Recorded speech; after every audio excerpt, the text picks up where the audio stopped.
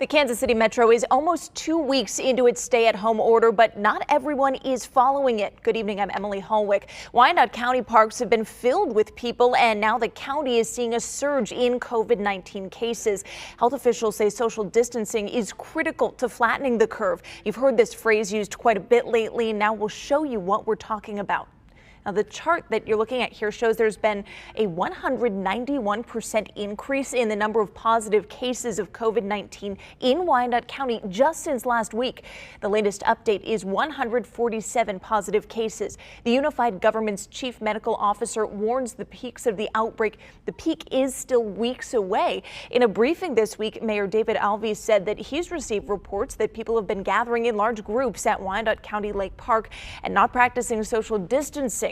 So police and sheriff's deputies are stepping up enforcement of that stay-at-home order. We are enforcing this order, and there will be folks going to the parks this weekend, law enforcement going to the parks to make sure that we are following the 6-foot order. This is a state order. We're going to enforce it. It has to be done for the public health of our community. A police department spokesperson says their goal is to educate the public on a case-by-case basis, but if someone is willfully non-compliant, officers can issue a misdemeanor citation with a fine of $500. And Wyandotte County is opening a new COVID-19 testing site. The clinic will be in a trailer near Barnett and Ann Avenue in KCK. It's only for people who live in the county. It will be open Monday, Wednesday, and Friday afternoons from 2 to 5. Residents must make an appointment ahead of time for the testing. People showing symptoms will get priority testing. The Unified Government's medical director says this will give them a better picture of what they're dealing with.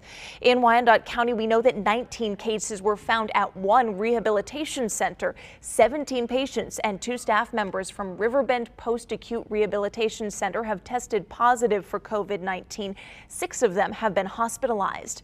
In the state of Missouri, we know at least 27 long-term care facilities have at least one resident or employee who has tested positive.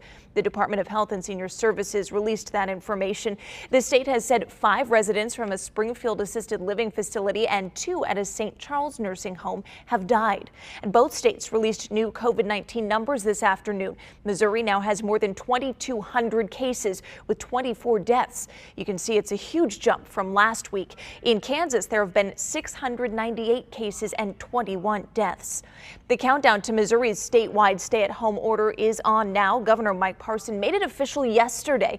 Only essential businesses will be allowed to operate, and everyone is asked to stay at home unless travel is essential, like going to get groceries or medication. It starts just after midnight Monday morning, April 6th, and lasts until April 24th. The order is something Kansas City and St. Louis have already been following. Of the 10 states that had yet to enact a statewide order before Friday, Missouri had the most confirmed COVID-19 cases. The state had nearly 300 more than South Carolina, the state with the second most. By Friday evening, there were just 8 states that hadn't put an order in place. Alabama joined Missouri yesterday. That state's order just went into effect moments ago at 5 p.m. The state of Missouri is asking anyone in the medical field, active or retired, to join a group that will be used to fight COVID-19. Several state agencies are asking for doctors, medical students, nurses, and anyone else who's not currently part of the medical workforce to join the state's disaster medical assistance team. The group will work at mobile medical sites as well as in traditional medical settings.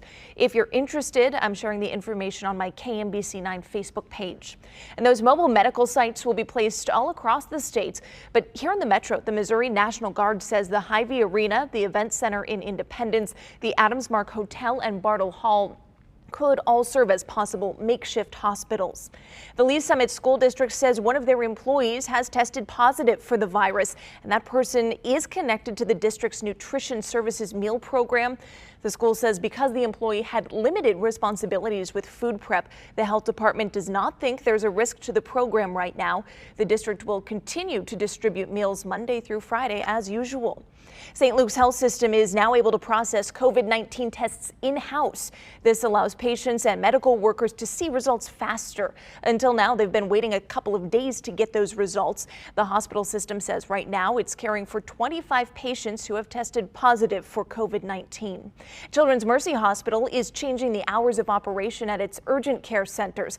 The hours are now noon to 6 p.m., 7 days a week. All patients coming in should check in online beforehand to reserve their spot. That will reduce or even eliminate the amount of time that they need to spend in the waiting room. The governor of Florida is blaming the Super Bowl for starting the spread of the coronavirus in that state. As Chiefs fans all know, hundreds of thousands of people went to Miami for Super Bowl 54. Hard Rock Stadium, where that game was played, had a seating capacity of over 65,000. This week, the governor there issued a stay-at-home order for the next 30 days. The CDC has changed its guidance on face masks, now recommending that Americans wear them in public.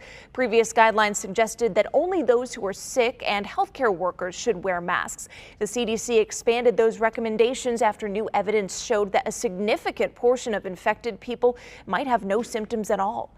Tonight, a story of survival as the virus takes the lives of so many. One 90-year-old woman fought back. Sarah Sidner shares her remarkable story of recovery.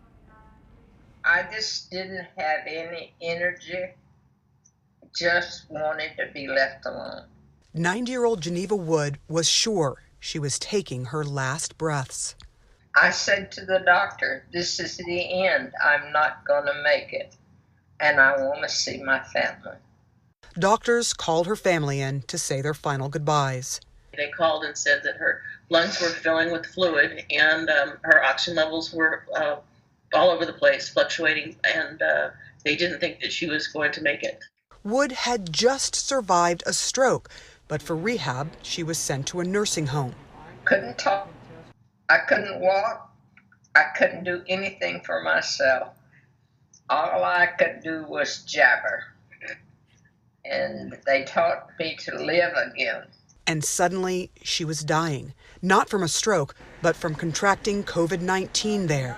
It turned out Wood's nursing home was the first place in America to have a major deadly outbreak of the novel coronavirus. She had been fighting so hard, coming back from the stroke, to be taken down by a virus. It was kind of cruel. The strong-willed, feisty great-grandmother who had survived dozens of flus, the Depression, and World War II was a mere shell of herself. And then her 90-year-old body fought back. It's been exhausting, and it's great to be home, and I love it here. This is one of the things I fought for, was to be able to be with my kids, to give them a hug or a kick or whatever they needed. Her mom has a message for everybody else. Fight the virus with everything you've got. I'm corona-free, and I have been given the all clear. And if you'll do what you're supposed to do and don't take chances and keep fighting.